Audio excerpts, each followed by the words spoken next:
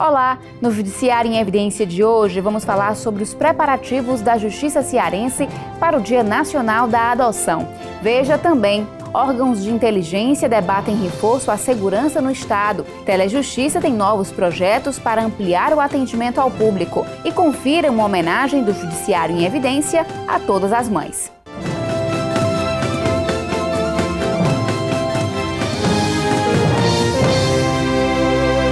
Representantes de órgãos de inteligência e segurança pública se reuniram para traçar medidas de reforço à segurança no Estado. O Tribunal de Justiça do Estado foi representado pelo desembargador Teodoro Silva Santos, presidente da Comissão de Segurança Permanente. A reunião, realizada no dia 8 de maio, na sede do Ministério Público Estadual, foi conduzida pelo Procurador-Geral Plácido Rios e contou com a participação do secretário de Segurança e Defesa Social, André Costa, da secretária de Justiça, Socorro França, e dos superintendentes da Polícia Federal, Delano Bum, e da Polícia Rodoviária Federal, Estênio Pires. Na ocasião, o magistrado destacou a importância da união entre as instituições no combate ao crime organizado no Ceará. A própria Constituição já preconiza que a segurança pública é interesse de todos e dever de todos, porquanto quando se reúne todos os segmentos da segurança pública. Há o cumprimento da Constituição no sentido de ser mantido a ordem pública,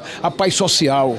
O desembargador também falou da implantação do sistema de audiências por videoconferência no Judiciário Cearense, que, além de mais seguro, traz celeridade ao andamento processual. É um dos avanços mais importantes do Código de Processo Penal, até porque, através da videoconferência, nós vamos evitar grande número de policiais nas escoltas, vamos evitar arrebatamento de presos, vamos evitar atentados contra presos, atentados contra as autoridades e o melhor de tudo é que a videoconferência ela é assistida pelo devido processo legal. Os detalhes da segunda fase de implantação do projeto de videoconferência foram debatidos durante reunião ocorrida no dia 9 de maio no TJCE. O desembargador José Tarcílio Souza da Silva, presidente da Comissão de Informática, esteve à frente do encontro. Também participaram o superintendente da área administrativa, Luiz Eduardo de Menezes, a secretária de Tecnologia da Informação, Denise Olsen, o secretário adjunto da Sejus, Sandro Carvalho, além de representantes da CETIM. O magistrado destacou 3 benefícios da videoconferência: mais segurança, economia e agilidade no julgamento dos processos. Segundo ele, 20 equipamentos serão adquiridos para atender inicialmente as comarcas de Fortaleza, Caucaia e Maracanaú. A primeira fase foi a fase de elaboração de acordos de intenção entre o Tribunal de Justiça e a Sejus, e após e finalizou com testes, né, ocorridos com videoconferência em algumas unidades da capital. Uma vara de execução penal, uma vara de tóxico e uma vara criminal. Os testes foram bem sucedidos, né, dentro das expectativas, e agora nós estamos entrando na segunda fase, que é a customização do projeto, dos equipamentos e do programa. Concluída essa segunda fase, nós vamos passar para a terceira fase, que ainda não começou, que é justamente a regulamentação para a utilização do programa de videoconferência. O presidente pediu, né, todo empenho para que esse projeto possa ser concluído ainda este ano. Com 20 anos de atuação, o Telejustiça é a central de informações do Poder Judiciário cearense e porta de entrada para a sociedade. O serviço funciona no Fórum Clóvis Bevilacqua, mas atende a todo o Estado. Telejustiça, Natália, bom dia. Em que posso ajudá-la? São 36 colaboradores que se revezam em turnos para fazer o atendimento. Diariamente, ocorrem, em média, 2.300 solicitações, por telefone ou presencialmente. Mesmo com a grande demanda, o setor tem índice de satisfação de 95%. O percentual é apurado por meio de pesquisa periódica. Nós somos o cartão de visita, a gente é o primeiro contato que a população tem com o Poder Judiciário. Então, é como se a gente abrisse uma via para que a população chegasse até a gente e o Judiciário chegasse até a população. Inclusive, isso está no próprio planejamento estratégico. Ou seja, a gente tem que procurar mecanismos cada vez mais eficientes de chegar até a população e de oferecer esse serviço para a população.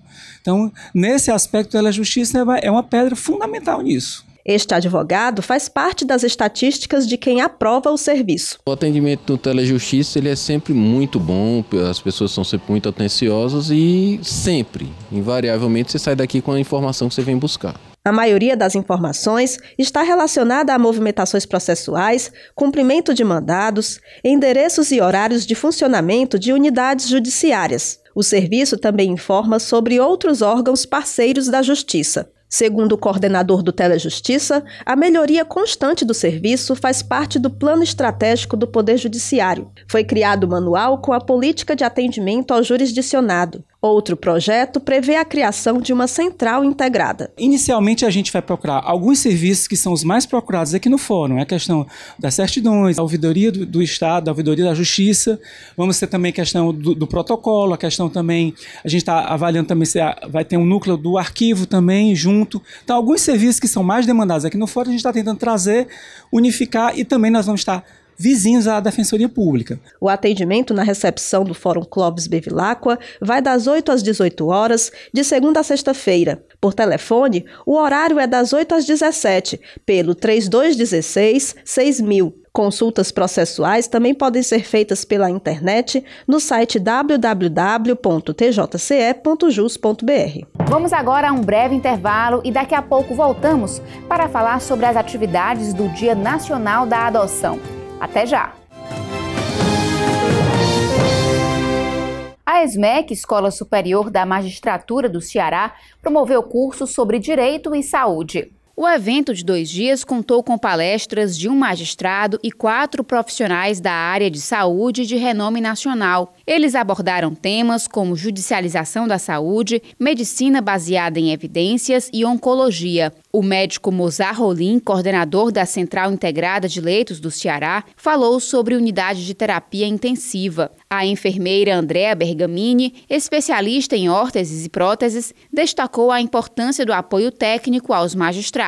A área da saúde ela é muito complexa, né? Eu costumo dizer que o judiciário ele entende bastante de legislação, mas é preciso alinhar esse entendimento com o alinhamento técnico da área da saúde. Para quê? Para trazer benefício ao consumidor, para poder realmente fazer uma boa judicialização e trazer algo que vai contribuir com a saúde como um todo da sociedade. A juíza Elga Medved, coordenadora do Comitê Executivo de Saúde do Estado, também ressaltou a necessidade de realizar cursos para juízes que atuam com processos na área, com o objetivo de promover uma melhor prestação dos serviços. É muito importante hoje que, até para a gente acatar a recomendação 31 do CNJ, que determina que o juiz se especialize na área de direito sanitário, né? Hoje o juiz ele não pode despachar só com base na Constituição Federal, ele tem que, de certa forma, mergulhar nas áreas médicas, né? Você pesquisar sites de evidência científica. Então, esse seminário é trazer o mundo médico para dentro da nossa casa. O curso, credenciado pela Infam, Escola Nacional de Formação e Aperfeiçoamento de Magistrados, ocorreu nos dias 8 e 9 de maio, sendo destinado a juízes, membros do Comitê Executivo de Saúde e demais interessados. Segundo o coordenador da ESMEC, a escola tem procurado trazer questões de relevante interesse social. Esse é o nosso segundo curso promovido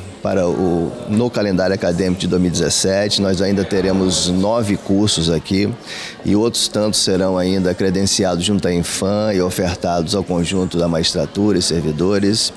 E nós tivemos inclusive o primeiro curso no final de abril, que foi de tráfico de pessoas, e esse direito à saúde. Então também está envolvido no calendário do curso de formação da segunda turma. O Dia da Adoção é comemorado em 25 de maio em todo o país. Na capital cearense serão promovidas atividades de orientação e conscientização sobre o tema. Para falar dessas ações e do esforço da Justiça, eu converso com o juiz Manuel Clístenes, coordenador das varas da Infância e Juventude de Fortaleza, e com o promotor de Justiça, Dairton Oliveira. Sejam bem-vindos. Obrigado. Muito obrigado. Dr. Clístenes, que atividades serão realizadas pelo Poder Judiciário para promover o Dia Nacional da Adoção? A gente tem uma série de eventos programados aí, né? O primeiro deles, a abertura, vai ser no Tribunal de Justiça, no dia 19, pela manhã, por volta de 10 da manhã, onde a gente vai entregar os certificados do nosso programa de apadrinhamento, né? E aí, na sequência, a gente vai ter alguns outros eventos que vão perdurar durante toda a semana. Saindo do tribunal, nós vamos inclusive para o shopping. Shopping Iguatemi, onde a gente vai ter 3 dias lá de prestação de serviço, tanto do Ministério Público, como do Poder Judiciário, como da Defensoria Pública. A semana deve se encerrar por volta do dia 25 e dia 26, onde nós teremos 2 cerimônias. Uma de lançamento do projeto Anjos da Adoção e outra de entrega dos formais de adoção das pessoas que tiverem adotado durante todo este mês. Como vai funcionar o projeto Anjos da Adoção e quem pode participar? O projeto Anjos da Adoção, ele é um projeto que foi gerado ainda no tempo da coordenadoria do Dr. Pedro de Araújo Bezerra. Aconteceu de uma mãe chegar para a gente e dizer que foi, infelizmente, muito maltratada no hospital por conta dessa opção de entregar o filho em adoção. Foi daí que nasceu o projeto Anjos da Adoção. E o que são? Serão agentes de proteção do Juizado da Infância e Juventude que irão acompanhar essas mães desde o momento em que elas manifestarem essa intenção de entregar os filhos em adoção. Hoje nós já temos 5 mães grávidazinhas sendo acompanhadas. Elas podem sair do hospital tranquilamente pela porta sem nenhum julgamento, sem que ninguém faça nenhum julgamento dessa atitude delas. A criança é deixada no hospital e o anjo leva a criança para uma instituição de acolhimento. Daí inicia-se o processo de destituição ou de homologação dessa entrega, em que essas mães ainda vão ter um prazo, depois da sentença, de até 10 dias para desistir dessa entrega. Doutor Dairton, a principal barreira para a adoção seria a dificuldade em atender ao perfil solicitado pelos pretendentes? Para ser sincero, seria um pouco de burocracia de capacitação dos atores, do pessoal que trabalha na área, como também dos pretendentes. Pretendentes bem capacitados, bem instruídos, diante de um programa, de um curso bem feito, eles abrem seu espaço para o que nós chamamos de adoção tardia. É óbvio que o sonho dos pais é ter uma criança novinha para cuidar, mas se eles abrirem o coração, eles conseguem ver muito amor também em adolescentes. Doutor Clístenes, em Fortaleza existem quantas pessoas na lista de pretendentes à adoção e quantas crianças e adolescentes aptos a serem adotados? A gente tem 205 pessoas habilitadas no Cadastro Nacional de Adoção, né? E 84 crianças disponíveis. Essas crianças, a maioria delas, elas já está fora da faixa. O que seria isso? Seria uma idade já razoavelmente avançada, ou então elas têm algum empecilho jurídico, como por exemplo, grupo de irmãos, teriam que ser adotadas em conjunto, né? Então, essas 84, praticamente todas elas têm alguma situação como essa. Como o Dairton falou, porque a maioria das pessoas, elas têm o perfil delas de querer adotar uma criança de 0 ano, né? Então, quando a gente vai olhar as fichas de cadastro, quase 100% quer de 0 a 1 ano, de 0 a 2 anos, né? À medida que essa idade vai crescendo, vai também diminuindo o número de pretendentes, até chegar praticamente a 0, né? Passou de 5 anos, praticamente a possibilidade de uma criança ser adotada hoje aqui no Brasil é muito pequena. Quais os passos para se adotar aqui no Brasil? Primeiro é procurar as varas da infância e juventude dos fóruns de cada comarca. E lá você vai apresentar um conjunto de documentos. São aqueles documentos básicos: CPF, identidade, comprovante de residência, comprovante de rendimentos é importante. Isso não significa dizer que você precisa ser rico, não. Basta que você tenha uma renda e que não gaste mais do que o que você ganha. Este controle financeiro é preciso. Por isso que você também tem que ter certidões cíveis, de distribuição cível, porque se você estiver devendo na praça muito, a tua habilitação vai ser barrada.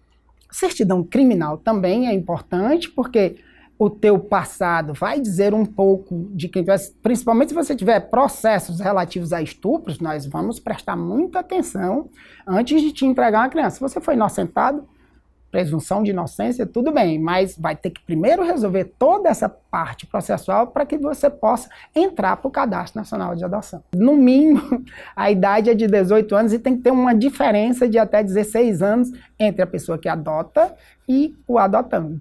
Mas com 100 anos você pode adotar, tranquilo, basta estar saudável. Não é necessário estar casado para adotar, né? Não, realmente. Os homens solteiros são os que mais têm preconceito consigo mesmo no momento da chegada lá no cadastro. Eles chegam lá perguntando: eu posso adotar? Sim, gente. tanto homens solteiros como mulheres solteiras. Hoje nós temos vários grupos familiares. Então, casais homoafetivos serão muito bem recebidos, tanto casais homoafetivos femininos como masculinos. Todos podem adotar, basta que tenha amor. Existem outras formas de adoção além do cadastro nacional? Existem casos da pessoa, por exemplo, receber uma criança e ficar cuidando ali, criando aquela criança por algum tempo, né? E dali ela gera um vínculo de pai para filho, de mãe para filho, e aí ela entra com um processo de adoção e o Poder Judiciário também acata essas situações. Mas não é uma coisa que a gente estimule, né? Porque enquanto a criança não é adotada, a pessoa que está adotando fica descoberta e a criança também fica descoberta em termos de direitos, de um modo geral. Até que a criança complete 3 anos, o Poder Judiciário, a princípio, não poderia deferir essa adoção fora da fila. Por quê? Porque, pela teoria, os vínculos ainda não estão formados o suficiente, pelo menos até essa idade, de maneiras que eu posso tirar esta criança deste casal que pegou a criança fora da fila sem passar por todo o critério daqueles casais que passaram na fila e posso entregar para um deste casal e esta criança vai pegar a mesma vinculação. A própria mãe pode pedir essa criança de volta e aí vai gerar um problema muito sério. Aquelas pessoas que receberam aquela criança de forma informal para os pretendentes, como para a própria criança e para a família e para outra família que vai pedir também. Então aí gera todo um problema, toda uma situação constrangedora de difícil solução para o judiciário. É possível também que um parente adote uma criança sem passar pelo cadastro? Sim, adotar o filho do cônjuge, o filho de alguém da família, de dentro da família, e as crianças que você recebeu de pais maiores de 3 anos. A outra exceção seria neste caso em que a jurisprudência, depois de verificar que aquela criança entregue, mesmo antes dos 3 anos, já possui um vínculo formado, e aí é no caso a caso, e aí não tem como a gente tomar. Mas se a gente descobrir que esse vínculo não está formado, olhe, pode ser tomado. A gente faz agora um breve intervalo e daqui a pouco continua a entrevista sobre as atividades da Justiça voltadas ao incentivo à adoção. Já voltamos do intervalo, estamos recebendo o juiz Manuel Clístenes e o promotor de justiça Dairton Oliveira para falar sobre adoção. Dr. Clístenes, a especialização da Terceira Vara da Infância e Juventude de Fortaleza em processos de adoção foi uma política pública importante?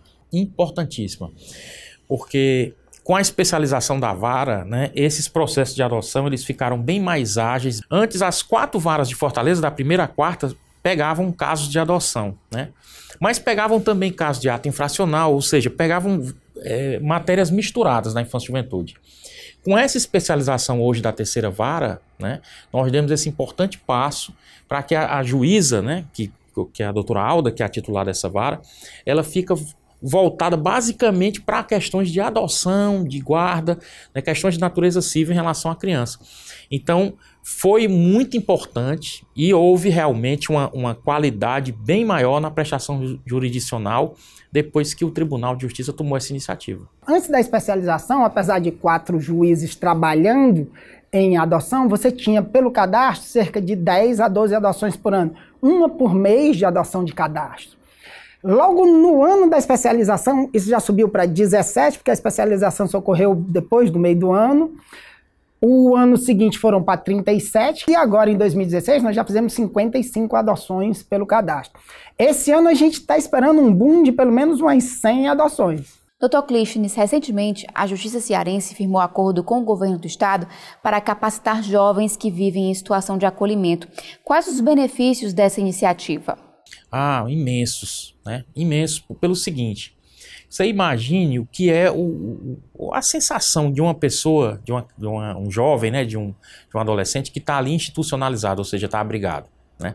Os anos estão se passando, aquela pessoa não foi adotada, a cada dia que passa a chance dela ser adotada diminui, né? E ao mesmo tempo, a cada dia que passa, a instituição está ficando também diminuída para ela, porque vai chegar uma hora que ela vai ter que ser desinstitucionalizada, ela vai ter que cuidar da vida dela.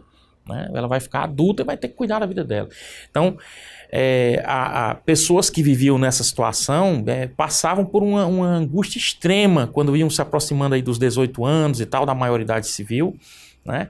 E aí o Estado, vendo isso, né, resolveu dar a capacitação, pelo menos dar vamos dizer, um primeiro passo para aquela pessoa que já não teve uma família, que não teve um irmão, que não teve um pai, uma mãe, né, que ela possa pelo menos ali ter um pontapé inicial, ter um trabalho, ter uma condição de início, né, de vida facilitado.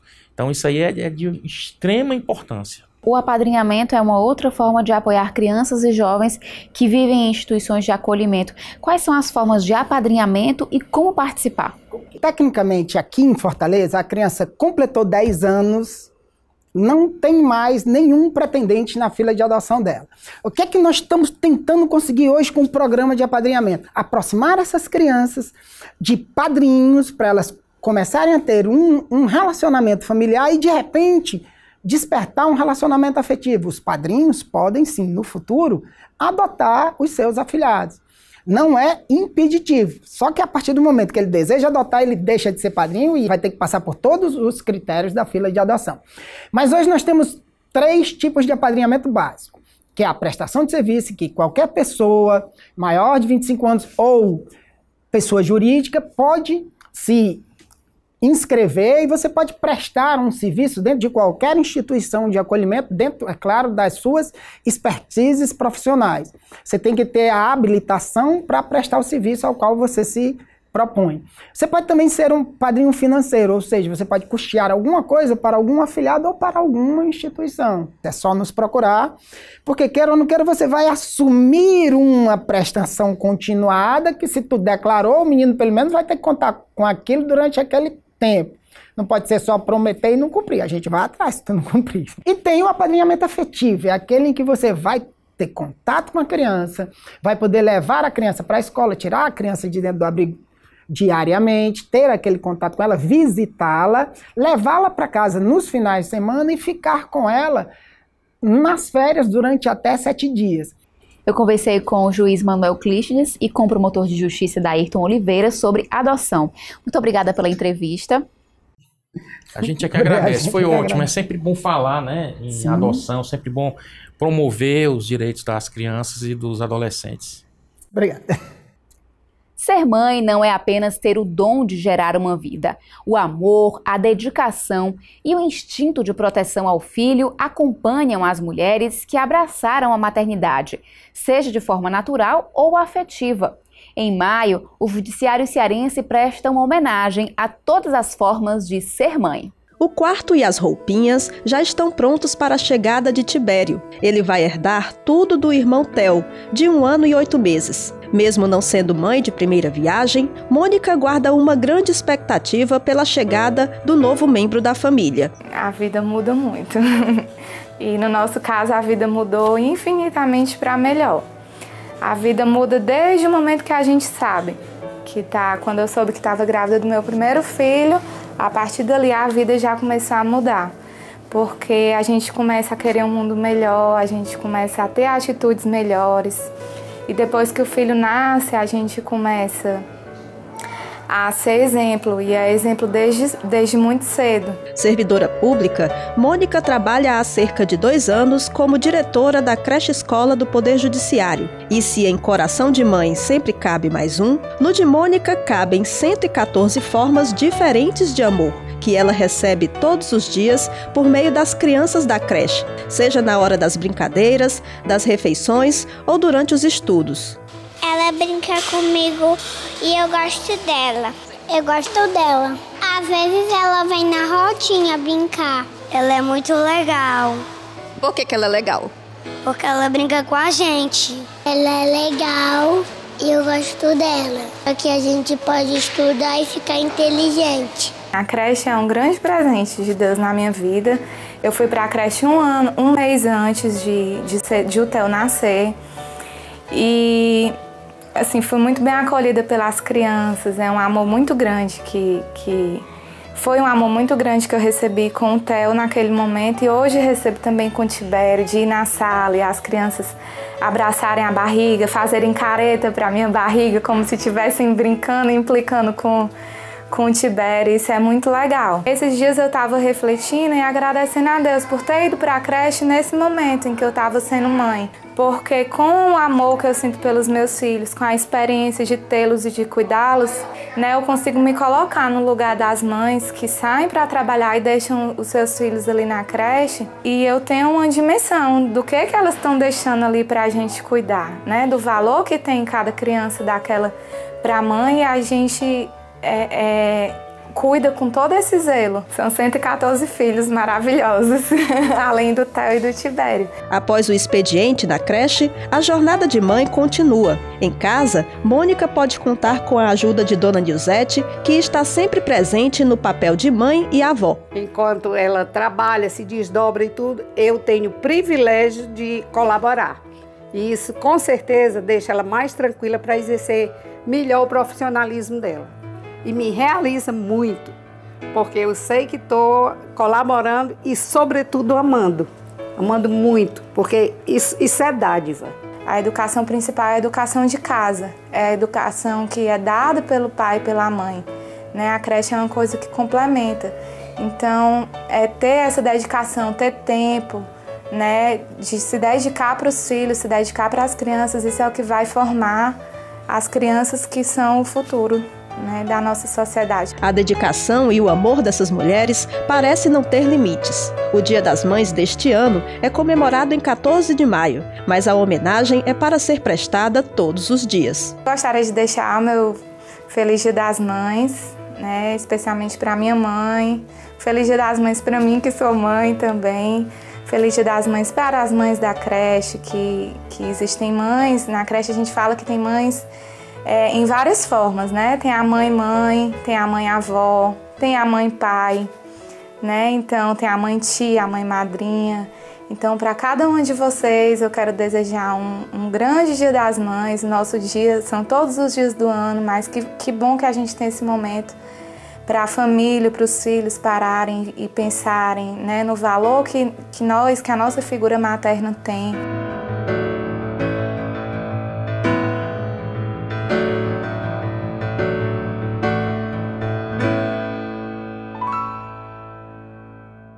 O Judiciário em Evidência fica por aqui. Confira outras notícias em tjce.jus.br. Acesse também nossa página no Facebook e curta nosso Instagram. Obrigada pela companhia e até o próximo programa.